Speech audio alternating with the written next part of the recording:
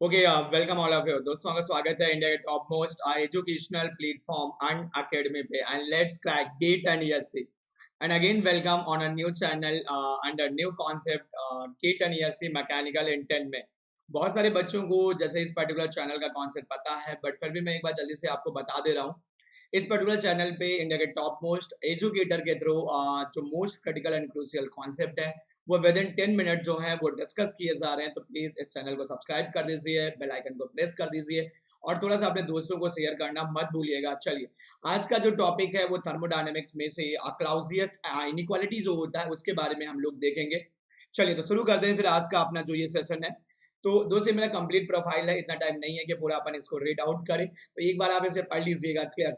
And मेरे Unacademy का जो प्रोफाइल है वो इस वीडियो के बॉटम में दिया हुआ है, तो वहां पर आके आप मुझे सब्सक्राइब फॉलो कर सकते हैं। एंड जैसे आप मुझे फॉलो करेंगे तो मेरी लाइव क्लास का जो नोटिफिकेशन है वो आपको मैसेज एंड मेल के थ्रू आना स्टार्ट हो जाएगा।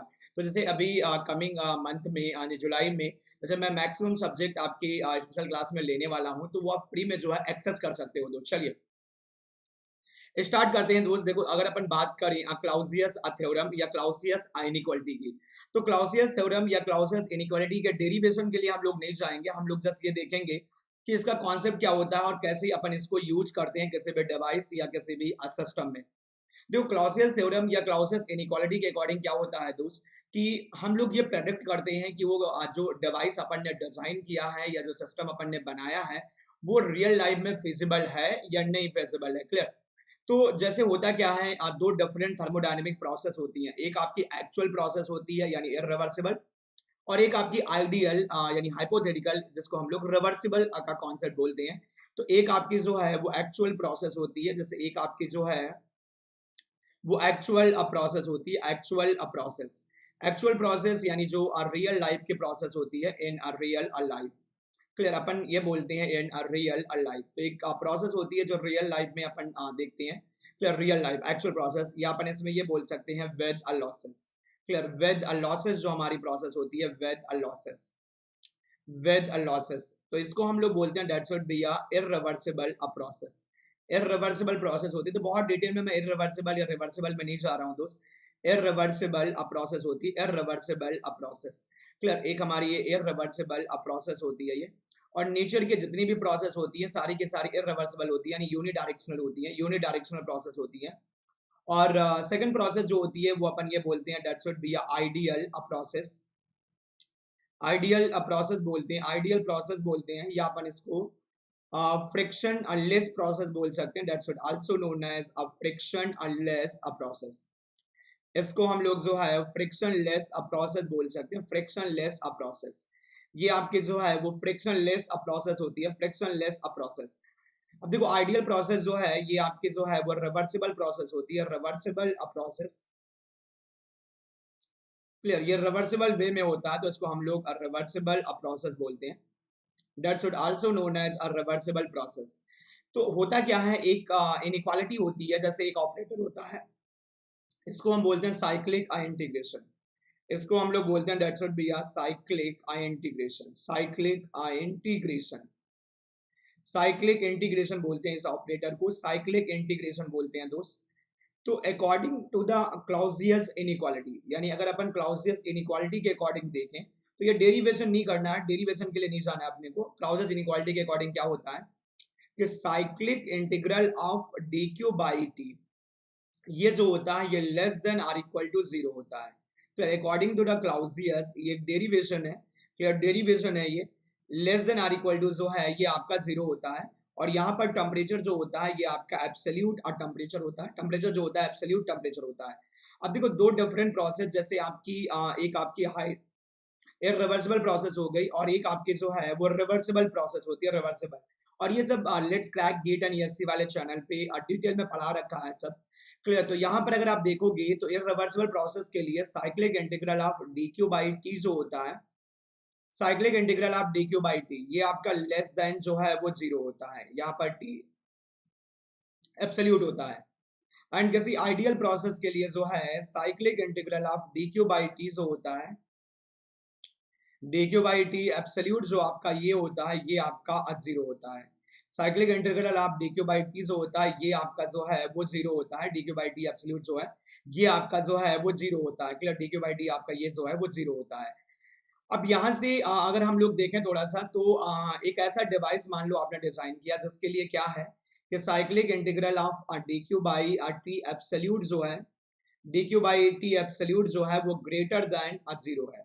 मान लो कोई इन्वेंटर है, वो ये क्लेम कर रहा है, उसने एक ऐसा डिवाइस बनाया है या एक ऐसा सिस्टम डिजाइन किया है, क्लियर, जो रियल लाइफ में पॉसिबल है, तो आप उसके लिए क्या करोगे, D Q by T absolute को चेक करोगे। अगर D Q by T absolute जो है वो लेस देन जीरो आता है, इसका मतलब वो इररिवर्सिबल डिवाइस को उसने डिजाइन किया है, इररिवर्सिबल एक डिवाइस को उसने डिजाइन किया। अगर ये आपका इज इक्वल टू जीरो आ जाता है, इसका मतलब उसने एक रिवर्सिबल डिवाइस को जो है वो डिजाइन किया है।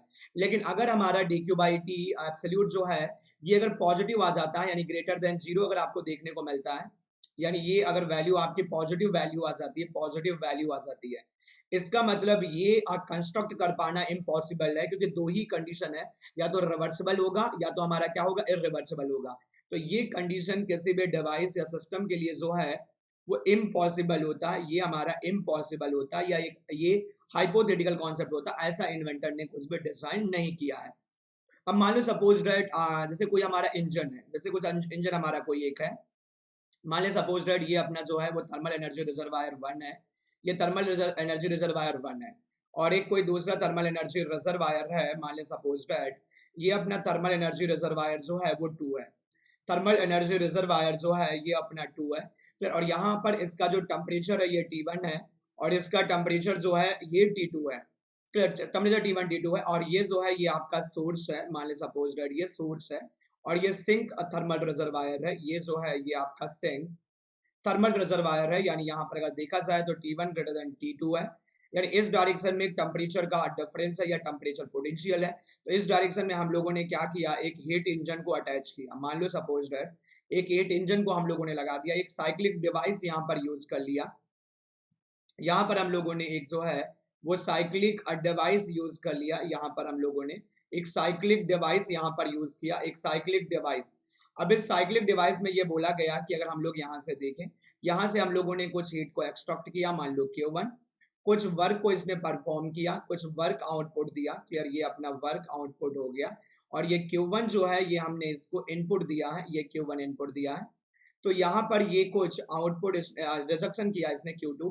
तो यहाँ पर अगर हम इस डिवाइस के लिए लिखें, दोस्तों इस डिवाइस के लिए अगर हम cyclic integral of D Q by T निकालें, cyclic integral of D Q by T absolute अगर हम निकालें, cyclic integral of D Q by T absolute अगर हम लोग निकालें, तो क्या होगा, Q1 हम इस डिवाइस को दे रहे हैं तो ये प्लस हो जाएगा, प्लस Q1 कौन से टेम्परेचर पे दे रहे हैं, T1 टेम्परेचर से दे रहे हैं, एंड माइनस यहाँ से रिजेक्शन हो रहा है, तो ये माइनस का अपना Q2 हो जाएगा, और कितने टेम्परेचर पे हम लोग इसे दे रहे हैं, T2 टेम्परेचर पे इसको हम लोग दे रहे हैं। अब देखो वही कॉन्सेप्ट है, फिर से मैं ये बोलूंगा कि मान लो सपोज दैट कि पहला आपका जो है वो ये निकल के आता है कि cyclic integral of D Q by T जो है ये अगर जीरो होता है, ये जीरो होता है, इसका मतलब जो आपने कंस्ट्रक्ट किया है इंजन, ये आपका रिवर्सिबल हीट इंजन होगा, ये रिवर्सिबल हीट इंजन होगा।